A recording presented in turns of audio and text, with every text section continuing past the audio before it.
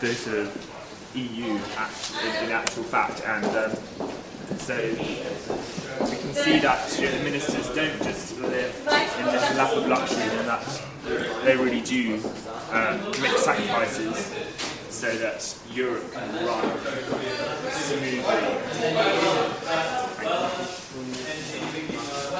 So the Fisher building emptied of its civic content as people scurry off to their council meetings. And,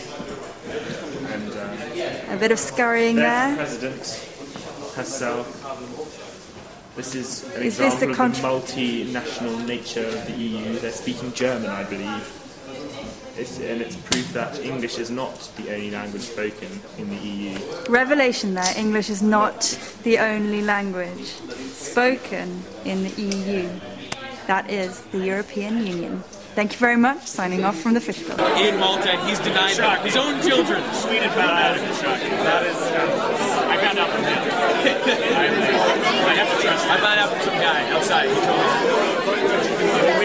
We tried to speak to Great Britain earlier, and he said, I'm not saying anything until we talk about the country. And until we found out what country he has to say. There's some cantankerous bastards. We'll go on the record and say the best vodka in Europe is Absolute. The best cars are Volvos and Saabs. And that's from the Minister for Economic and Financial Affairs, the Swedish minister. And I believe the best homeware store is IKEA. Do you know, is IKEA supplying Brussels? No comment. Yeah, no comment. But if it's a room that's in bad taste, then how long was it? So the key point is recommendations on lists, and also make sure that existing lists are in compliance with minimum standards. Just we have 3 big points, which is Sweden, UK, and Bulgaria. Sweden still gets nervous about naming individual countries. Just sort of reiterate what Estonia said about situations. So not even as a recommendation. Not even as a recommendation. We still think that that's becoming too close to foreign policy, and that's something that we believe states should have their own individual power over. And Sweden also wants to disagree with what Spain said about European standards in emergencies being able to supersede national safe lists should nations want them. I think that we want to retain as much sovereignty in that area as possible.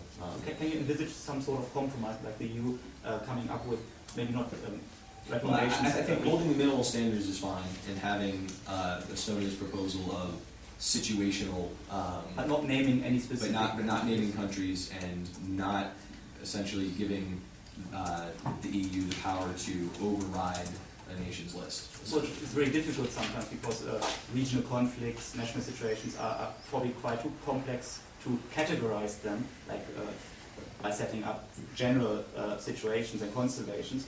So it might be difficult to replace any recommendation of states by just a list of abstract constellations and situations without referring to any specific conflicts. Right.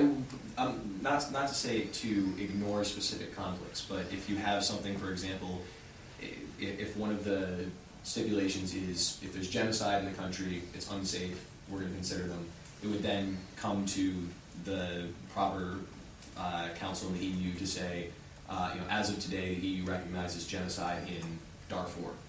At which point, Darfur then becomes this unsafe country as long as we recognize that there's genocide. But it's not because it's Darfur, it's because it's genocide. And that would not deal with, that's not a national thing. Right. I mean, it will still be controversial to a degree, but it's less foreign policy and more, it's closer to situational, and there's a degree of separation between potential political conflicts. Okay. Keep this point in mind. To Home Affairs and Justice. Well, we're talking about whether it should be legalized in bars and things, or well, that is have a total ban on it. It is a justice issue, isn't it? It is, I know. I'm always about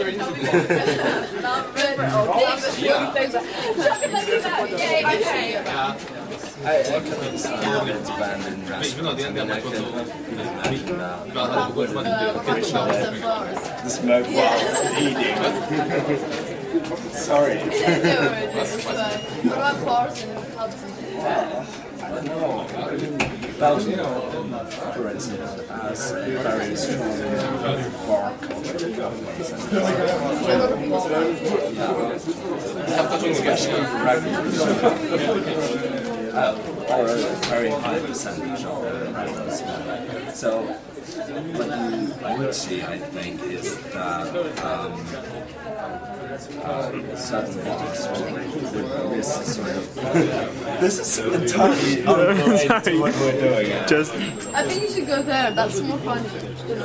Can you give us a brief outline of what you were discussing? Well, we came, in the debate. Yeah, and who were the key players, and where did most of the controversy lie? People that kept vetoing everything was the UK and Ireland because of sovereignty issues. Ireland? Well, Ireland would like to express opposition to Hungary's proposal to scrap the lists of safe and unsafe countries on two main grounds. Firstly, that it would, of course, erode sovereignty of the national governments in the field of determining those lists. And secondly, that giving power to an independent body such as EAA to make such decisions would infringe well, raise issues of accountability. I think, And most people were for propositions rather than against them, but were compromising. Could I just express full support for the Commissioner's proposal that made earlier, on which I think we should all have a vote and reject the Bulgaria's proposal for Hungary and Luxembourg to make changes to the postscript. The artist compromise. Yeah, and the little countries all taking out. Yeah, like Cyprus. Cyprus, is it who do you represent? Luxembourg. Luxembourg was complaining a lot in the biofuels debate about how they have the highest GDP, and that makes them suffer because any what's the word, sort of limits. I mean, that it's hard for them to reach them because they, in theory, are really rich, but they don't have the resources. Thank you, Mr. President. I'm very sympathetic to the new proposal just posed by Bulgaria. However, I would like to point out, especially to the small countries, that there is a very high utility for us to actually have these sort of lists of countries that are unsafe. I wouldn't agree on the safe countries, but unsafe, because we have a very small government very often, very small public administration, and it is very hard for us to monitor all the different political developments in all these different countries over the world.